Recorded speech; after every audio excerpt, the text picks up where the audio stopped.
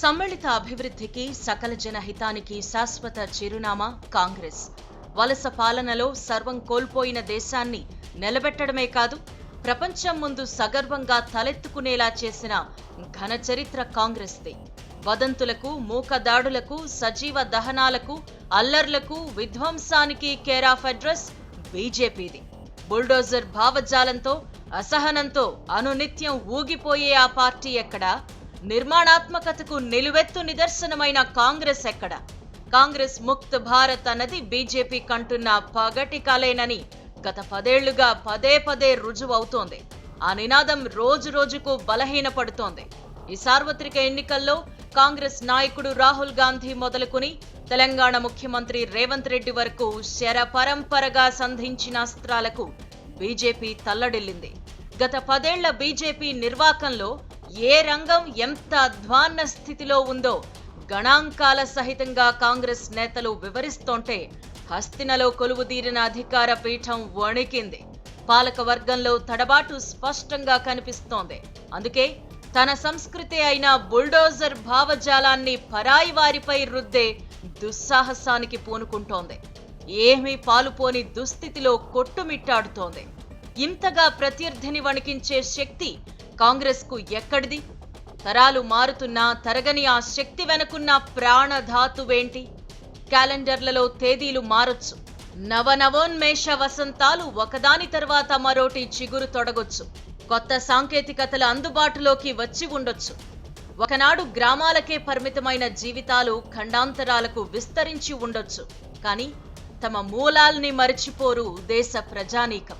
అధునాతన భారత రూపశిల్పిగా దాని నిర్మాణంలోని ప్రతి మలుపులోనూ అల్లుకుపోయిన జన జీవితాలతో పెనవేసుకుపోయిన కాంగ్రెస్ ను ఆ ప్రజల నుంచి వేరు చేయటం, కాలం విసిరిన సవాళ్లకు ఎదురీదగలిగేవాడే తొలి ఉషస్సులను అందుకుంటాడు. అలాంటి నాయకుడు పండిట్ జవహర్ లాల్ నెహ్రూ. జాతీయోద్యమ విలువలను నరనరాన జీర్ణించుకుని చెదరని సంకల్పంతో తమ మేధస్సును స్వేచ్ఛా భారతానికి అంకితం చేయగల దిగ్గజ నాయకుల సాహచర్యం ఆయనకు లభించింది. నవభారత నిర్మాణానికి రాళ్లెత్తిన కూలీలకు కాంగ్రెస్ వేదికైంది.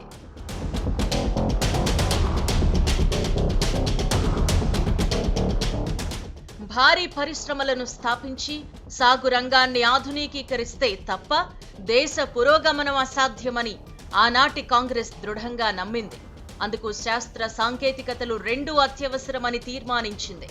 అదే సమయంలో సూక్ష్మ, చిన్న, మధ్యతరహా పరిశ్రమలను ప్రోత్సహించాలని సంకల్పించింది. సొంతంగా భారీ యంత్ర సామాగ్రికి, ఉత్పత్తికి సిద్ధపడితేనే స్వావలంబన దిశగా అడుగులు పడతాయని, పరిశ్రమలు వర్ధిల్లుతాయని నిర్ణయించుకుంది. ఈ బహుముఖ అభివృద్ధి వ్యూహంలో ఉపాధి కల్పన అంతర్భాగం. అందువల్లే ఎన్నో పబ్లిక్ రంగ సంస్థలు ఆవిర్భవించాయి. ఒక లెక్క ప్రకారం స్వాతంత్ర్యానంతరం మన్మోహన్ సింగ్ హయాం వరకు కాంగ్రెస్ పాలించిన కాలంలో మొత్తం 188 పిఎస్యులు రాగా అందులో 33 తొలి ప్రధాని నెహ్రూ హయాంలోనివి. వీటన్నింటిలోనూ లక్షలాది మందికి ఉద్యోగావకాశాలు లభించాయి. వాజ్పేయి పాలనలో సైతం 1-2 పిఎస్యులు రాకపోలేదు. కానీ విషాదమేమిటంటే పిఎస్యుల అమ్మకానికి ఆయన ఏకంగా పెట్టుబడుల ఉపసంహరణ మంత్రిత్వ శాఖనే ఏర్పాటు చేశారు. అయితే ఒక్కటంటే ఒక్క పిఎస్యు ఏర్పాటు చేయని రికార్డ్ నరేంద్ర మోదీది. పైగా లాభార్జనలో ఉన్న 23 సంస్థలను అమ్మిన ఘనుడాయన. ఆఖరికి కామధేనువు వంటి ఎల్ఐసిని కూడా క్రమేపీ ప్రైవేటు పరం చేద్దామని చూస్తున్నారు. బ్యాంకులు, రైల్వేలు కూడా అదే బాటలో ఉన్నాయి. ఇలా ఉద్యోగుల్ని రోడ్డున పడేస్తూ, నిరుద్యోగాన్ని పెంచుతూ, ఆత్మనిర్భర్, అమృత్ కాల్ అంటూ గాలి కబుర్లు చెప్పడం మోదీకే చెల్లింది.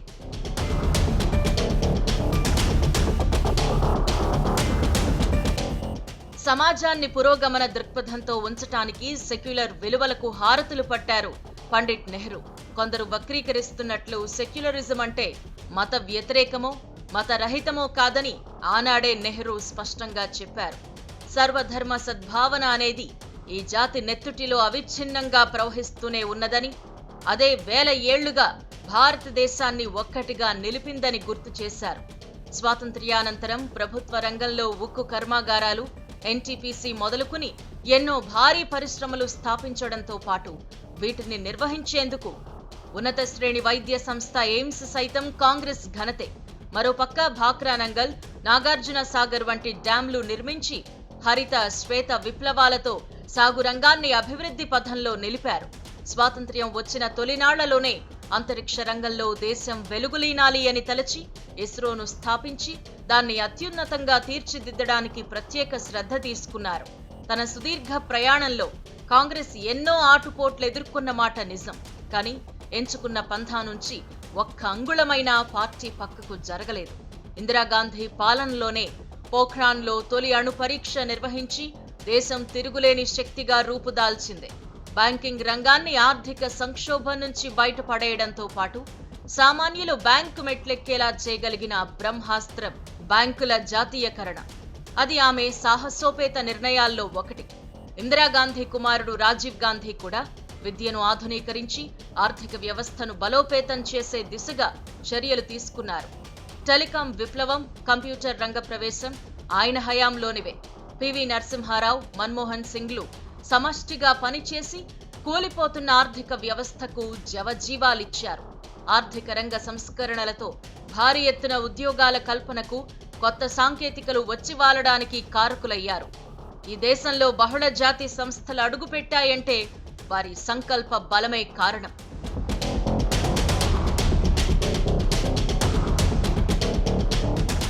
పివి సారథ్యంలో 1996లో పార్టీ ఓటమి చవిచూసిన తర్వాత 2004 వరకు మధ్యలో 8 ఏళ్ల పాటు దేశం అనేక ఆర్థిక, సామాజిక సంక్షోభాలను చవిచూసింది.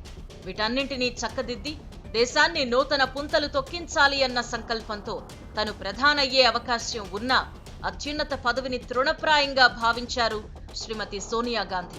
తన ఆలోచనలకు కార్యరూపం ఇవ్వగలిగే నిబద్ధత కలిగిన డాక్టర్ మన్మోహన్ సింగ్కు ప్రధానమంత్రి బాధ్యతలు అప్పగించారు.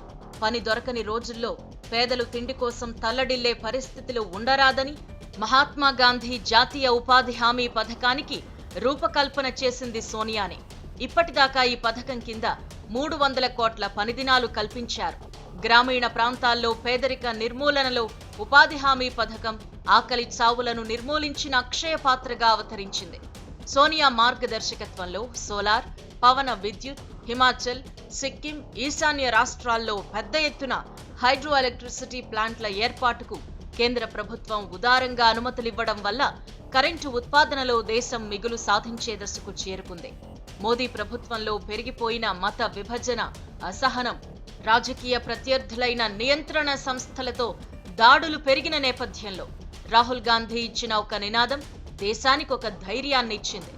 భారత్ జోడో యాత్ర పేరుతో ఆయన చేపట్టిన కన్యాకుమారి టు కశ్మీర్ యాత్ర 4080 కిలోమీటర్లు సాగింది. యువతను, మహిళలను సంఘటితం చేసింది.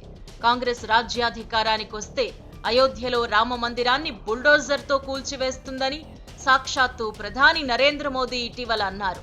విధ్వంసపు ఆలోచనలు, విష ప్రచారాలు బీజేపీ సొంతం. ఈ దేశంలో బుల్డోజర్లు పుట్టుకు రావడానికి, అవి సామాన్య ప్రజానీకంపై చెలరేగిపోవడానికి కారణం బీజేపీ కాదా? అది ఊరు కావచ్చు, వాడ కావచ్చు. రామాలయాలను ప్రతిష్ఠించుకోవడం, అక్కడ భక్తి శ్రద్ధలతో అనునిత్యం పూజా పునస్కారాలు జరపడం ఈ దేశ సంస్కృతిలో ఆది నుంచి భాగమైంది. నిన్నగాక మొన్న పుట్టి తామే అన్నిటికీ అంకురార్పణ చేసినట్టు భ్రమపడుతున్న బీజేపీని చూసి జనం నవ్విపోతున్నారు. విధ్వంసం బీజేపీ డిఎన్ఏ, నిర్మాణం కాంగ్రెస్ జాతీయోద్యమ కాలం నుంచి అనుసరిస్తున్న విధానం. తాత్కాలికంగా భావోద్వేగాలతో మభ్యపెట్టవచ్చు, కానీ అంతిమంగా ఎవరేమిటో ఈ దేశ ప్రజలకు తెలుసు.